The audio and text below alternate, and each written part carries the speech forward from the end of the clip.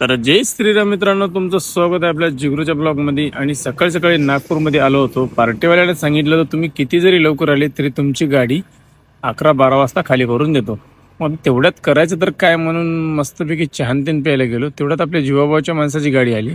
भावाच्या गाडीचा व्हिडिओ घेतला आणि नाश्ता चहा केला. आणि बरोबर 11-12 वाजता पार्टीनं फोन केला आणि लगेच काटांतेन केलं आपल्या आणि लावली खाली करायला.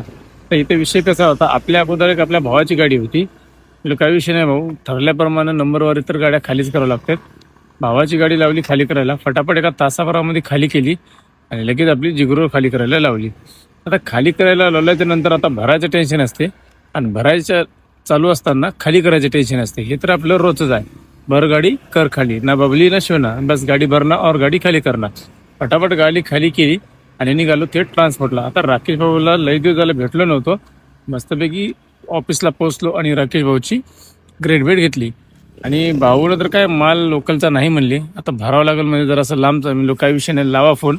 आणि आपल्याला मेंगलोरचा माल काढून दिला. लगेच फटाफट निघालो लोडिंगसाठी. आणि कळमेश्वर MIDC मध्ये तुम्हाला तर माहीत आहे, JSW गाडी गेल्याबरोबर लोड होते. मस्तपैकी जिगूरला शेल्फ मारला आणि निघालो कळमेश्वरला. आता तिथं गेल्याच्यानंतर तिथं विषय कसा झाला, तिथं तर कंपनीमध्ये एकाला सोडते, त्याच्यामुळे मी राहिलो बाहेरच. बबड्याला म्हणलो तू जाय भरून घेऊन ये गाडी. आणि तिथे एक आपला भाऊ गाठ पडला, भावाची पण आहे चेहरा TS नंबरची. आणि त्याच्या संग मस्तपैकी टाइमपास केला आणि तेवढ्यात आपली जिगरू भरून आली. तर मित्रांनो, रात्रीचे वाजले 11 आणि आता जिगरूला घेऊन निघालो मस्तपैकी.